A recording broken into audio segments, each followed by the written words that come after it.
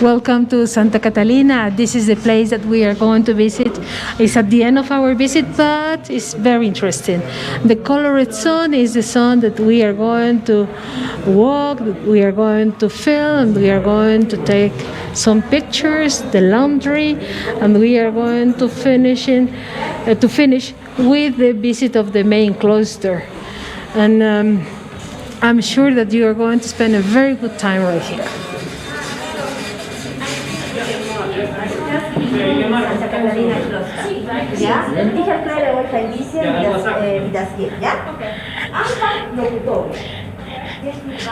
Remember that Santa Catalina, the masters started the construction of this place in 1571 and was a widow that decided to buy the land and to build little by little this huge complex. In her time, she had only one choice: the church or the civil life. In that case, she chose the church. She started with her faith. She followed the example of Catalina de Siena, and this is the reason why the convent, with a good job,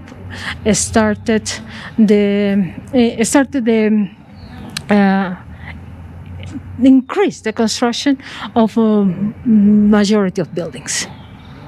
Silence. They said that they kept silence because they needed to be close to the Eternal Father and to the Holy Spirit. Now it's restored and is in excellent conditions.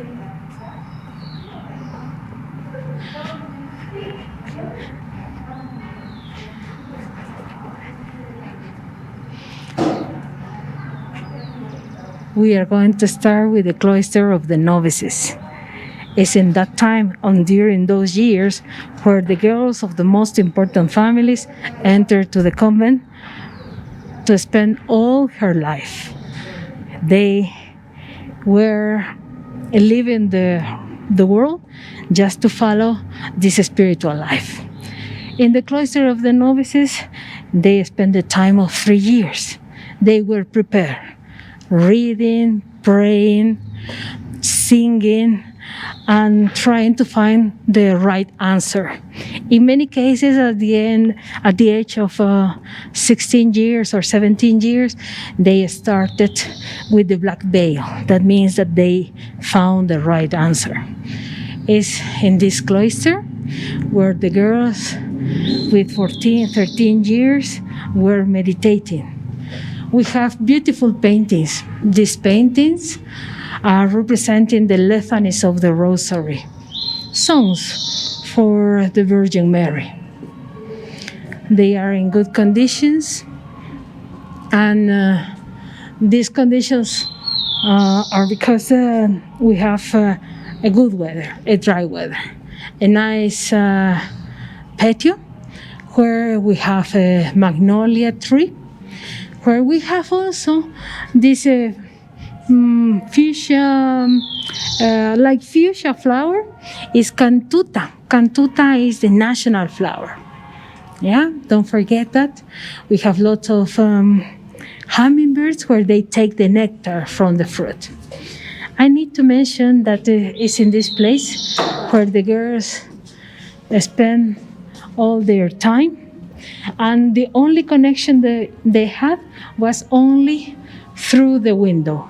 Is right here, where the Mother Superior visited her every day and said, "Do you read? Are you reading your books? Do you have any problem?" If the girl said, "No, we don't have problems, I'm okay," she continued the preparation time. But now, as you see, they are here. They were here for a long time, and this is the way how they were preparing their souls for the time they were going to spend here. The mattress, the vaulted ceilings are symbols of the architecture of that time. We had many earthquakes. Many of these buildings were destroyed many times, and this is the reason why their bedrooms needed this sort of ceilings. always in white. No furniture. Remember that furniture was very expensive. We have our workers, even today, are afraid of our rainforest. They are afraid of mosquitoes. In that time, they never touched the rainforest. Our rainforest was visited not a long time ago. That's the reason why we have virgin places. And the furniture was brought from Europe. Most of the wood from Europe, from the north of America. This chapel was visited by the nuns once in the morning, the other time in the afternoon. They received a host in both times, and as you see, they never committed mistakes, they never had problems, they were always pure. We have the image of the Dolorosa and the image of Catalina de Siena, the founder of the order.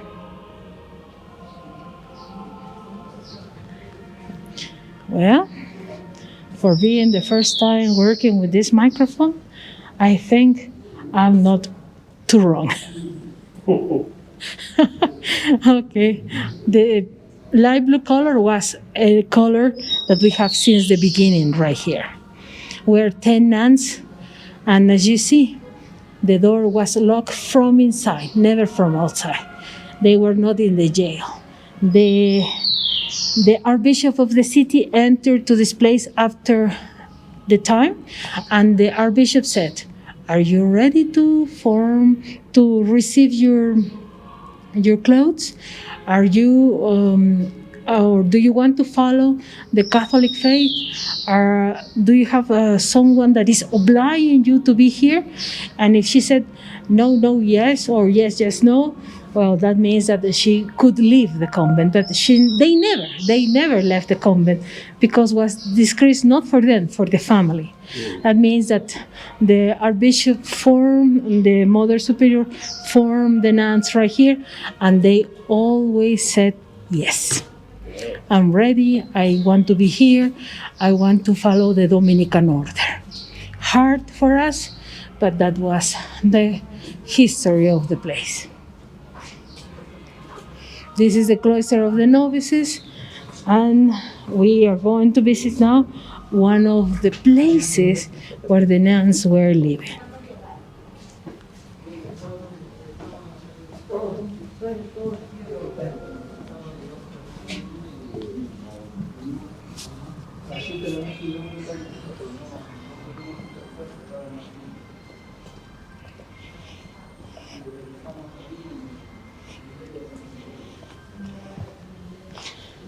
This is the cloister of the orange trees. It's in Easter, where we have processions of the nuns.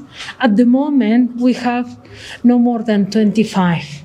And you need to know that in the best moment inside the convent, we have 300 ladies, where 174 were nuns, and the others were the servants.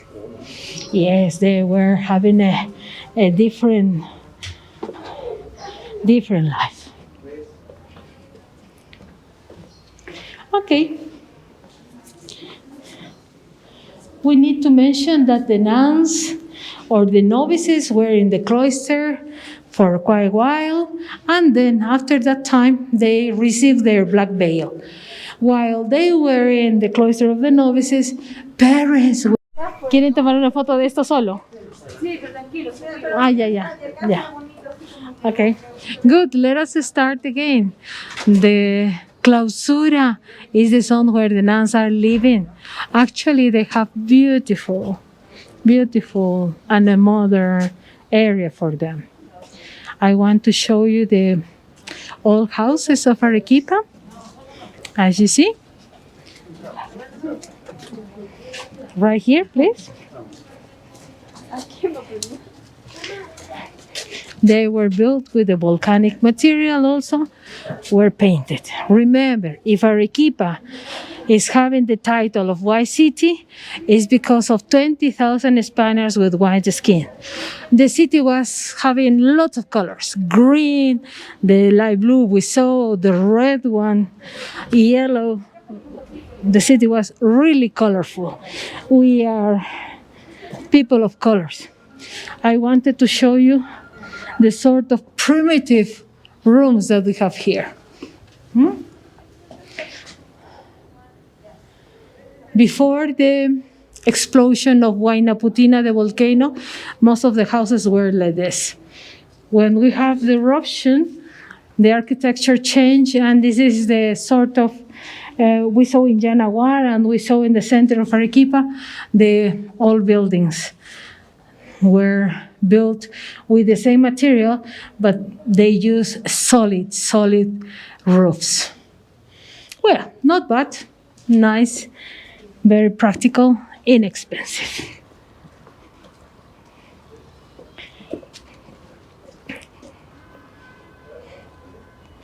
Okay, as you see, we are going to have the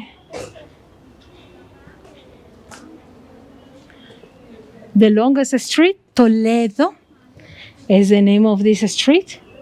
We are not going to see a very good portion of the convent because it's the zone where the nuns are working and living. But we are going to see the zone of our interest.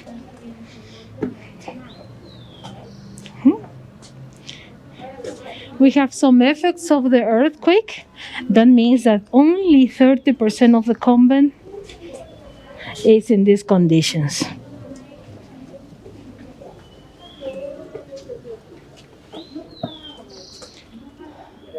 This is the damage of the earthquake. And as you see, our architects did a good job restoring what we have now. And this is the reason why this private organization is renting to the order. And this is also how the order lives and survives. I need to mention, please go ahead. I need to mention that the nuns are doing very well with the money they receive. They buy medicines, they pay doctors, and they provide a service to the poor families of Arequipa. They have a clinic, and it's, I have to say, very good service.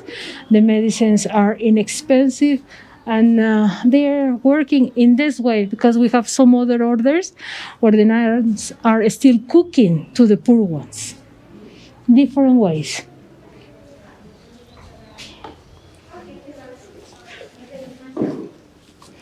We mentioned before that the nuns entered to the girls entered to the convent and they became nuns.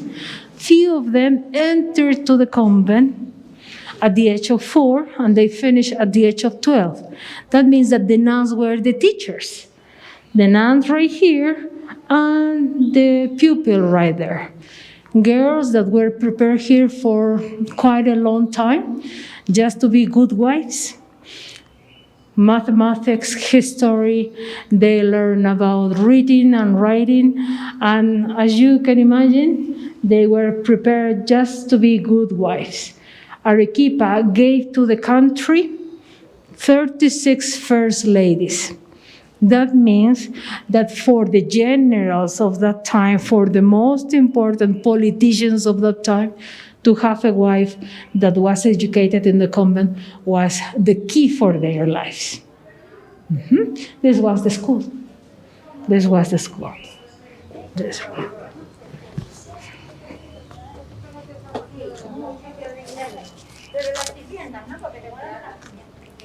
The drainage.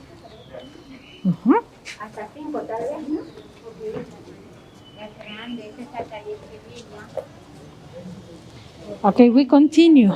They have a nice cafeteria on the left, and at the end of this street we have the cemetery. As perhaps you are going to hear, the cemetery of Santa Catalina was closed for safety reasons, but in this case it's open now. The nuns, if they want, they can be buried here, or if they prefer, because it's not so, strict, the ladies can have their burial place in the local cemetery if they want.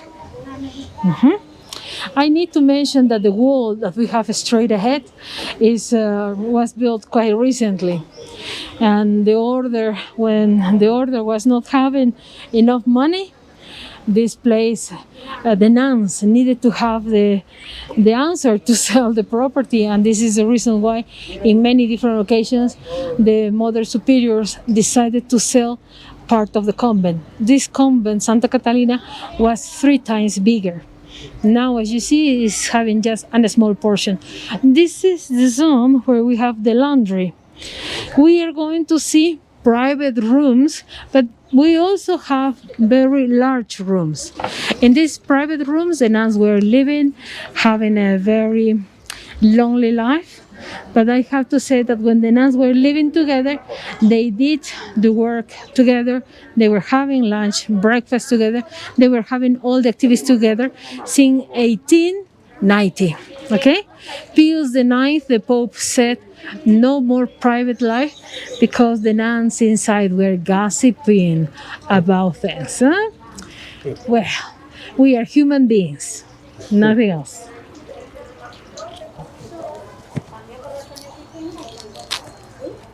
Este es su campo santo actual. Vengan conmigo, vamos a sentar de este lado para Have a seat and I will take your picture. And otherwise you will take the same.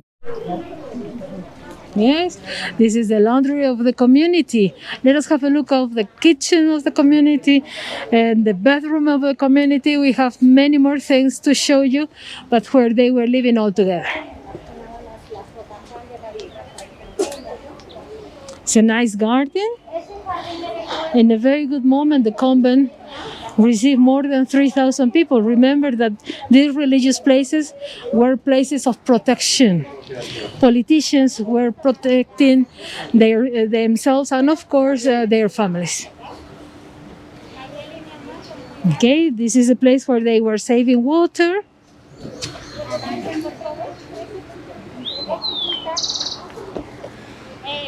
Tienes que distanciarte un ratito, amiguita. Distanciamiento. Ya me voy, me voy. Si avanzas, por favor.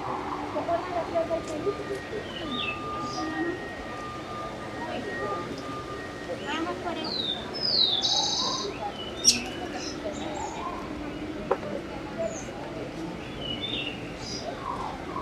We need to keep our distance. Okay. They say. Okay. Keep the distance from the groups. Okay.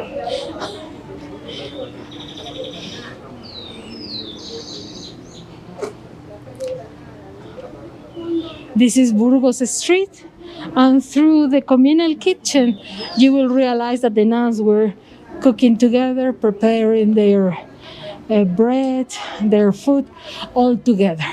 The time of nuns, in these last years, they have servants.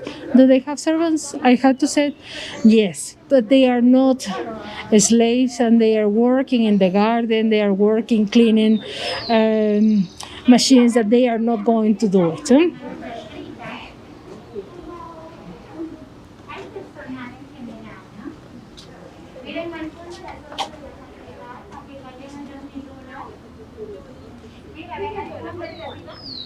La del frontis, la de la izquierda.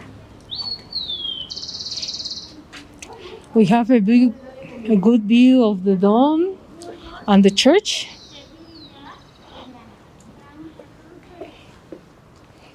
Esto es lo bonito, como decíamos, del monasterio, los contrastes. Mira, puedes también.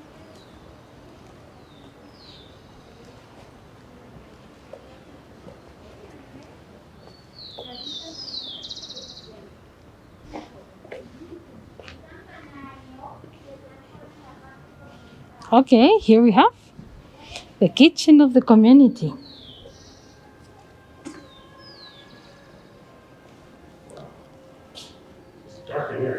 So dark as you cannot imagine. This is the place where they prepare their meals, breakfast, dinner. Remember, the next room was for where they bake cakes and bread. The third one where they have the oven.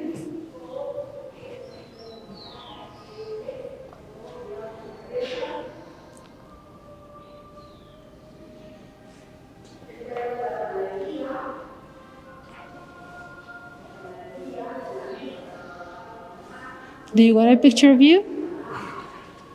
Yeah, not in the kitchen. You say. Yeah, other places, but not never in the kitchen. You say. Okay, I will take a picture of you with this fountain. This is Sokolo Bear. Oh, okay. Here.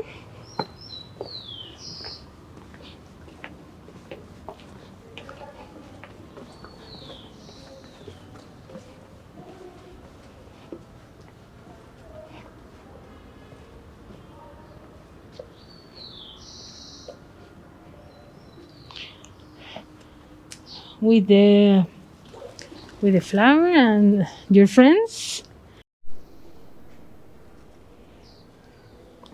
Remember, they have only one pool where they took their bath every day, 2 by turns.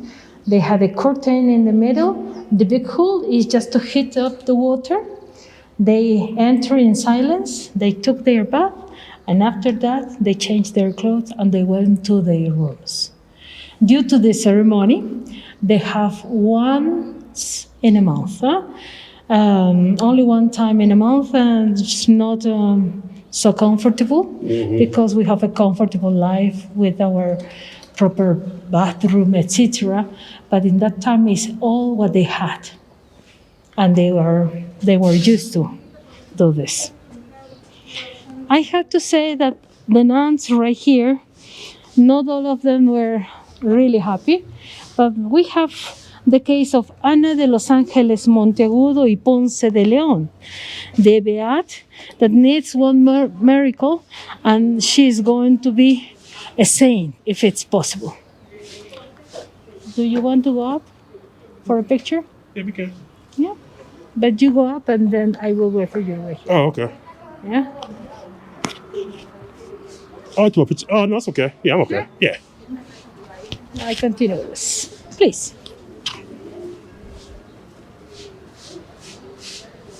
Okay, let us talk about Ana de los Ángeles Monteagudo.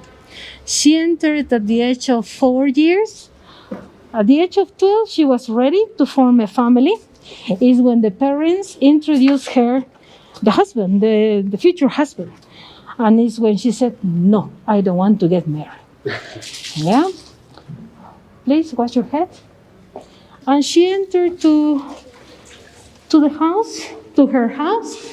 And during the night, she left the house, she escaped, and she received the protection of the uncle. The uncle bought the cell for her, and I have to say that this painting is representing Ana de los Ángeles Monteagudo at the age of 84 years. She was living right here. She practiced by location. She could appear in different places at the same time. That's hers? This is the rosary. The rosary. Oh, I didn't know that was Her rosary. Her rosary. Oh, okay. And right here is the cell. And if you see, she had a kitchen. She had a very comfortable and a very simple place for her. Enough, I have to say. Enough for her. The Pope, John Paul II, beatified her. And she will need one more miracle to become a saint.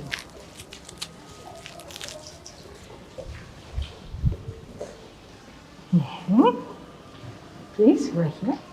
This is the refectory where all nuns were having breakfast, lunch, and dinner in a community where by turns one of them was reading different chapters of the Bible, and after saying Viva Jesus, she could join the group and they could continue having lunch or dinner. Very simple place, but the refectory is much smaller now. At the moment, the modern one is different. So that's cool. Yes, I think it's the best place because of the wind. Nice and cool. In winter, it's not very easy to say this. It's very windy, yeah? Very comfortable or during the day, but not so comfortable during the night. This is the main cloister. We have paintings that are representing the public life of Christ, as you see, the different moments, the different miracles. of Jesus Christ. We have the confessionaries on the left and another magnolia tree. It's beautiful.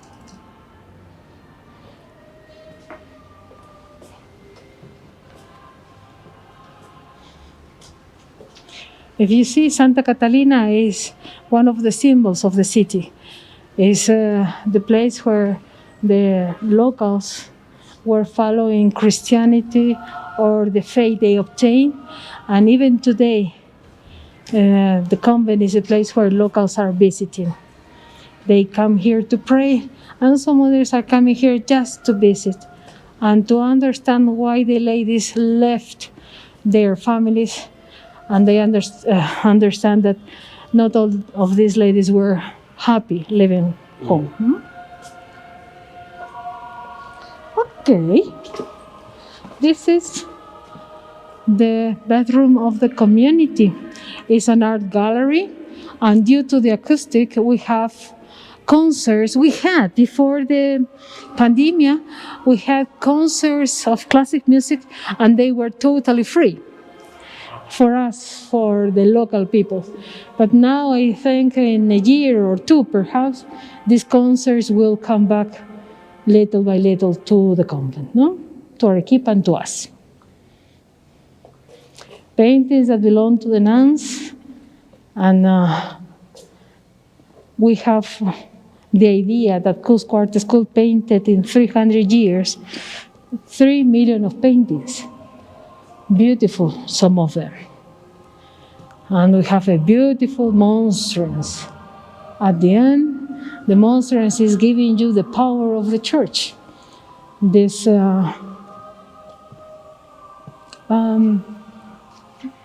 let's go this way, because I wanted to show you where Ana de los Angeles is buried.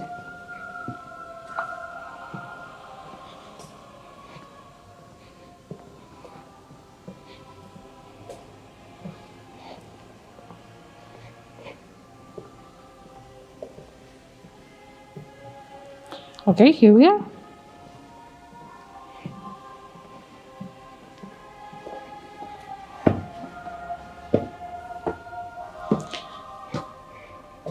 It's in the low choir where the Mother Superior is elected by the nuns. We have no more than 25 nuns. Now you imagine that the number of nuns is decreasing, but most of the Superior Mothers were buried right here. This is a tomb. And we have many. We have many tombs right here. And Ana de los Angeles Monteagudo is buried right here. Many people come to visit her room, her cell, but they come here to pray to the tomb right here. Yes, to this place. The church is connected with the low choir. The nuns cross the main cloister, and they come here. They join the main service they have in the morning from 7 till 7:30. Okay. They sing with the locals. They receive the hosts through this door, and then they finish. They close the main cloister. And this is all what we know about them and the mother life they have. Their life is quite flexible. I have to say it's quite flexible nowadays. If they need permission to go to visit a relative, this relative has to be ill. Yeah, they get the permission. But if it's not ill, she's not going to leave the convent. It's partial, but it's not total as they had before. The rules were very different, and nowadays we can see that they are enjoying of the freedom they have, they want. Okay. We got the last place. This is the end of our visit. And I think we're looking for the good places. And this is the house, or perhaps the property they wanted to provide to the daughter they had. Dining room, living room, and the bathroom. Here we have two. One for the nun and the other one for the slave. In that time, 2 slaves were allowed. Now, as you imagine, that was the tradition in Arequipa, and the family paid 6,000 pesos of gold. With 6,000 pesos of gold, this lady could live with a good life. But in that time, the Mother Superior of the convent gave money to people, to families of Arequipa. For instance, if we have an earthquake in Arequipa, people knock at the door and said, Mother Superior, please give me some money. I need to restore my house. The Mother Superior gave them money. They pay back with a high interest. And with the interest, they were having the life they deserve, we say. Yeah? The comfortable life they have. 6,000 pesos of gold was a very good money for them. Good dowry. Now you see the laundry.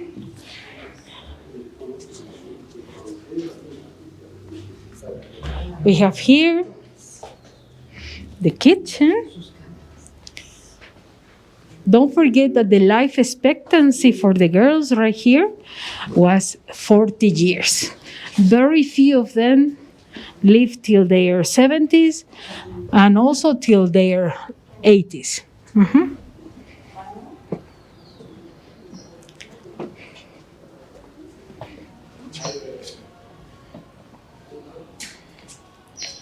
It's a beautiful cloister.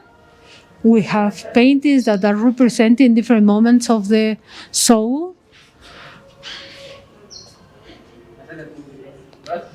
And here we have, do you remember when the ladies entered to this place, they never left this place. This place was the place for funerals. If you see paintings, most of the nuns were painted when they were dead. But if you see the open eyes, that means that they were dead. If they were painted before, that means alive. It's a symbol of vanity. That was not a good thing for them. Huh?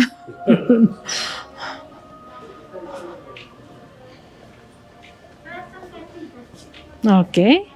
Through Malaga Street, we want to visit an interesting room that is called Zurbarán. ¿Cómo estás?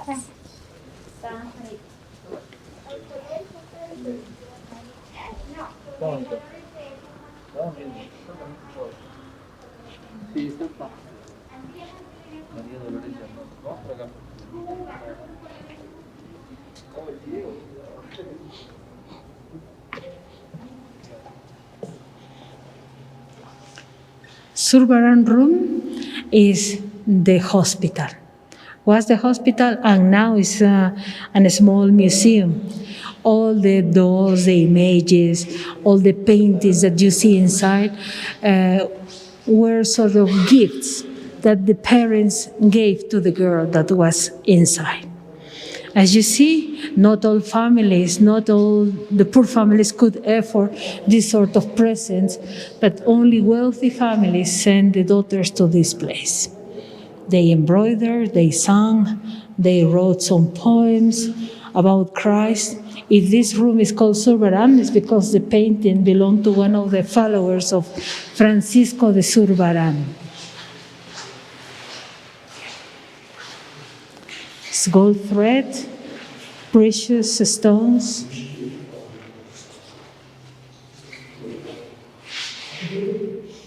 We don't have precious stones in Peru. We needed to bring them from Brazil or from Colombia. Chinaware.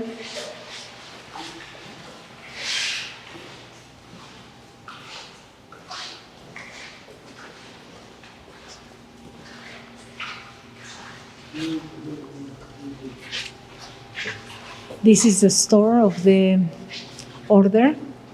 In this case, nuns are making some desserts, some sweets, but they are ready for everything. They are learning about computers. They are making parsley soap. It's a tradition here. for the oily skin. It's excellent. It's right here. You see? Yes. And this is what they They are. sell them here? Yes. Oh, It's excellent. It's very good. I'm going to bring it back. Yes.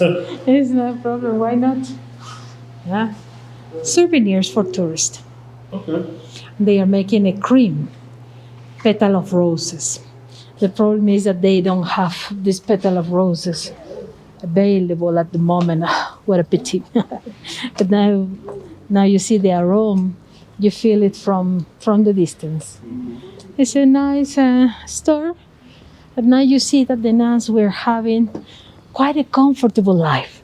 But from my point of view, not so happy. Oh, yeah, it doesn't look too happy. Seems lonely. Yes, lonely life. Even if you have servants, you were not allowed to talk outside. You had a conversation with the servants inside, always indoors. Yeah? Not so comfortable, but this is what we had before.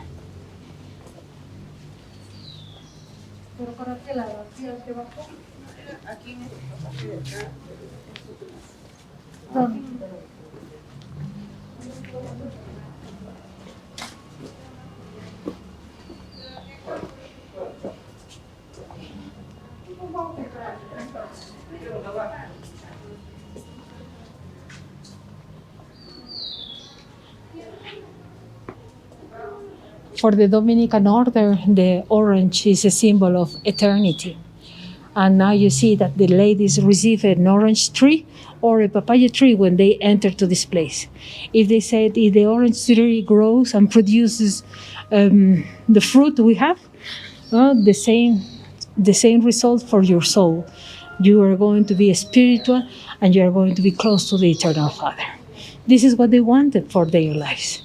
When the convent had a very good moment, was necessary to buy part of Arequipa. And this is why we have here the oldest part of the city. Was necessary to buy some houses and properties that we have close by. The white part on the left is the zone where the nuns are living. At the moment, we have very few novices and the Mother Superior that is elected for 4 years. In this case, they still live in the convent, but in the modern part, where they have a very modern laundry, where they have good bedrooms, where they have the privacy they needed. Before 1971, the nuns used the oldest part of the convent. And let's have a look of the old kitchen.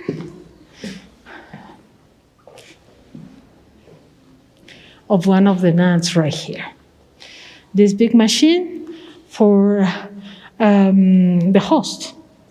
They may host, and it's like this, the host.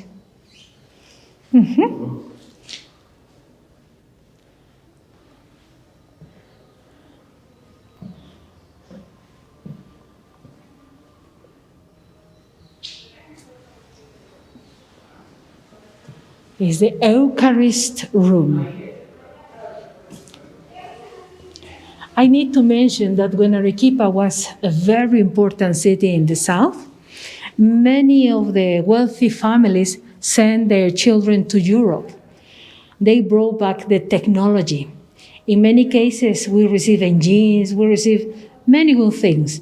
And in Arequipa, the generators were producing electricity. That means that Arequipa was the first city in South America with light, with power.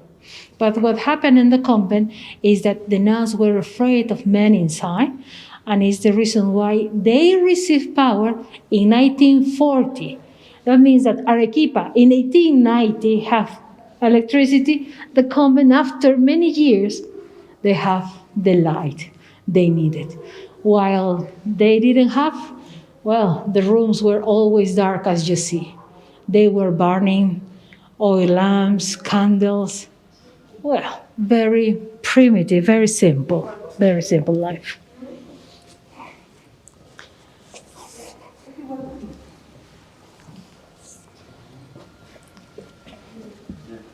Okay.